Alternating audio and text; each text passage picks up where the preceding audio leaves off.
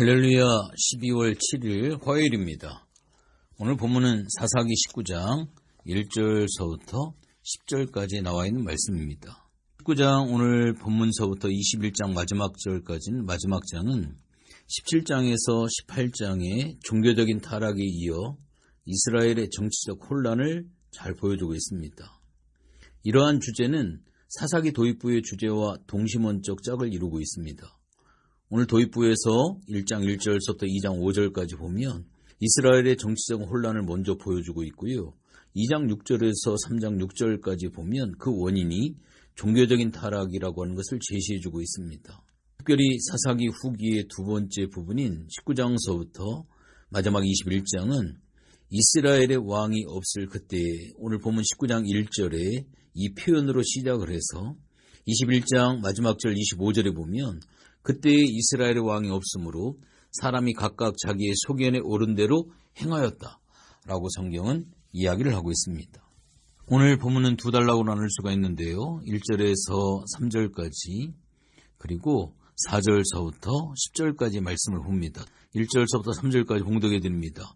이스라엘의 왕이 없을 그때에 에브라임 산지 구석에 거류하는 어떤 레위 사람이 유다 베들레헴에서 첩을 맞이하였더니 그 첩이 행음하고 남편을 떠나 유다 베들레헴 그의 아버지의 집에 들어가서 거기서 넉 달 동안을 지내매 그의 남편이 그 여자에게 다정하게 말하고 그를 데려오고자 하여 하인 한 사람과 나귀 2마리를 데리고 그에게로 가매 여자가 그를 인도하여 아버지의 집에 들어가니 그 여자의 아버지가 그를 보고 기뻐하니라.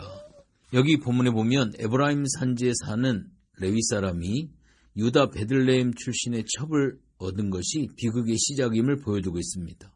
레위인이 첩을 든다라고 하는 이 사실은 그때 당시의 영적인 타락상을 잘 보여주고 있습니다. 첩은 어떤 이유에서인지 남편을 떠나 친정에 거주하고 있었습니다. 레위인은 도망친 첩을 부드럽게 타이르고 설득을 해서 데려오려고 하고 있습니다. 하나님의 율법을 가르치는 레위 사람의 이 같은 타락은 왕이신 하나님을 떠나 사사기 전반에 이야기하고 있는 자기의 소견에 옳은 대로 행하는 이스라엘의 전적인 타락을 대표적으로 보여주는 그러한 내용이다 라고 볼 수가 있습니다. 율법을 가르쳐야 될 레위 사람이 율법을 어기는 자신의 모습을 깨닫지 못하는 이유가 과연 무엇일까요? 오늘날 진리를 떠나게 되어지면 영적인 분별력을 상실하게 되어지고 죄악에 무감각해지므로 오늘날 교회 공동체는 진리를 굳게 붙들어야 함을 반증적으로 보여주고 있습니다.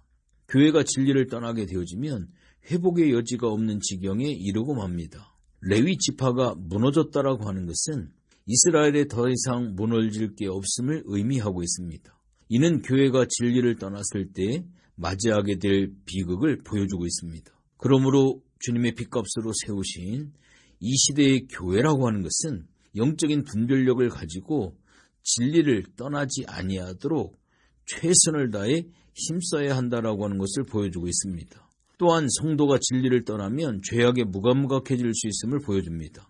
진리는 하나님의 말씀인 성경을 이야기를 합니다. 그러므로 성도는 날마다 성경을 진지하게 연구하고 묵상하는 일에 최선을 다해야 합니다. 성경에서 멀어지면 하나님의 말씀을 듣고 순종할 마음도 없어집니다. 그런 자가 윤리적인 부패에 이르는 것은 아마 시간 문제가 아닌가라고 하는 사실을 볼 수가 있습니다. 오늘날 하나님의 말씀을 가까이 하십시오. 교회가 성경을 소홀히 하게 되어진다고 한다면 이 시대는 하나님의 말씀을 제대로 들을 수도 없고 깨달을 수 없는 비극을 맞이하게 되어집니다. 그러므로 바로 지금 우리들 스스로가 성경을 어떻게 대하고 있는지 철저하게 진단해 봐야 합니다. 성경을 가르치고 설교하는 목회자라고 한다면 더욱더 살피고 두려운 마음으로 하나님의 말씀을 대하는 태도를 우리가 분명히 가져야 합니다. 두 번째 단락인 4절서부터 10절까지의 말씀을 보겠습니다. 그의 장인 곧 그 여자의 아버지가 그를 머물게 하매 그가 3일 동안 그와 함께 머물며 먹고 마시며 거기서 유숙하다가 넷째 날 아침에 알침이 일찍 일어나 떠나고자 하매 그 여자의 아버지가 그의 사위에게 이르되 떡을 조금 먹고 그대의 기력을 돋운 후에 그대의 길을 가라 하니라.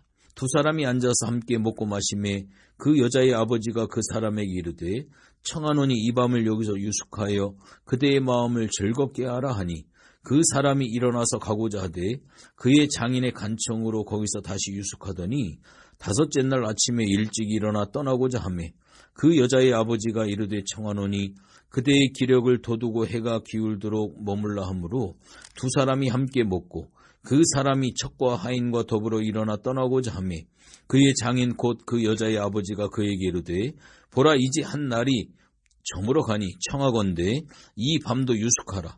보라 해가 기울었느니라. 그대는 여기서 유숙하여 그대의 마음을 즐겁게 하고 내일 일찍이 그대의 길을 가서 그대의 집으로 돌아가라 하니 그 사람이 다시 밤을 지내고자 하지 아니하여 일어나서 떠나 여부스 맞은편에 이르렀으니 여부스는 곧 예루살렘이라.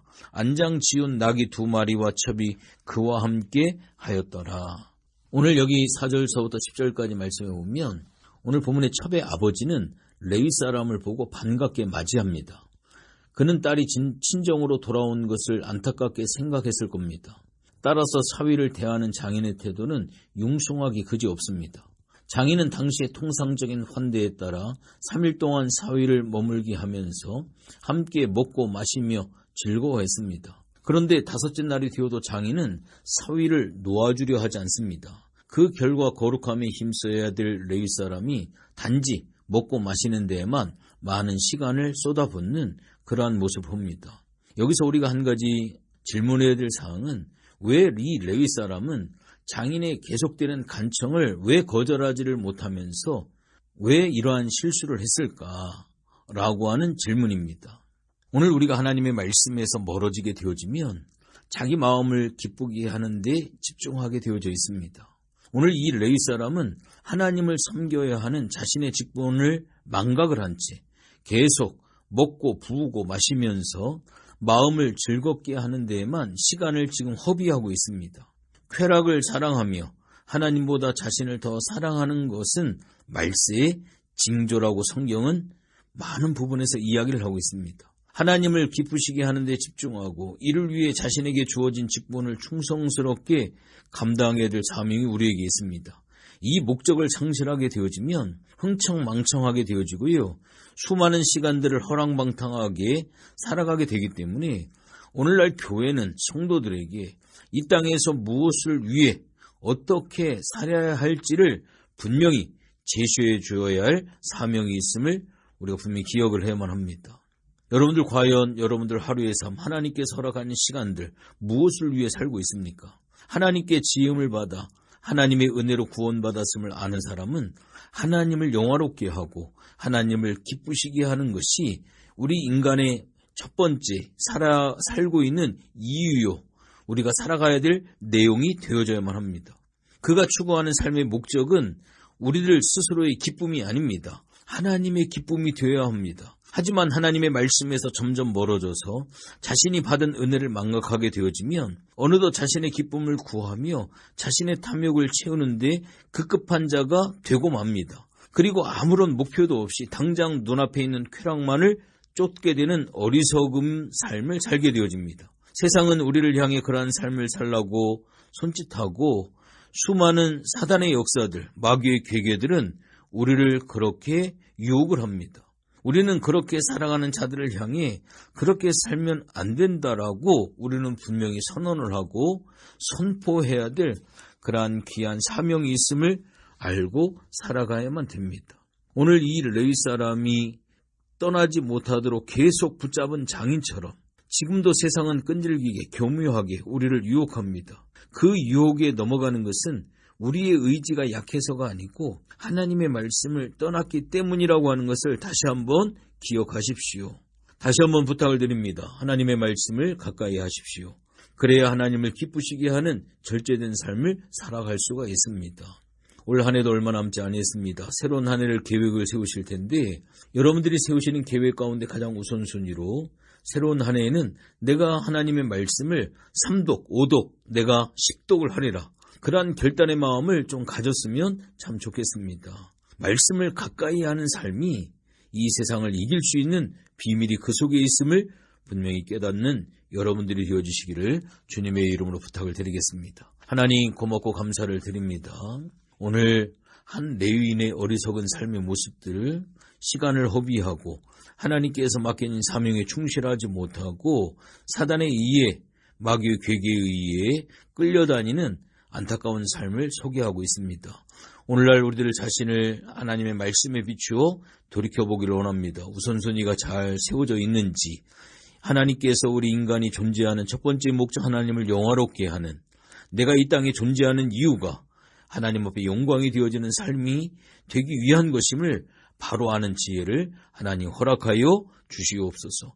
오늘도 하나님께서 우리를 부르신 데스티니에 맞게 오늘도 우리의 삶의 시간들, 삶의 환경들, 삶의 조건들을 잘 맞추면서 주님 앞에 영광 돌리는 삶을 살아가고 있는지 살피게 하게 하시고, 그러한 믿음의 삶으로 오늘도 결단하며 살아가는 우리 모든 성도들 되어줄 수 있도록 도와 주시옵소서.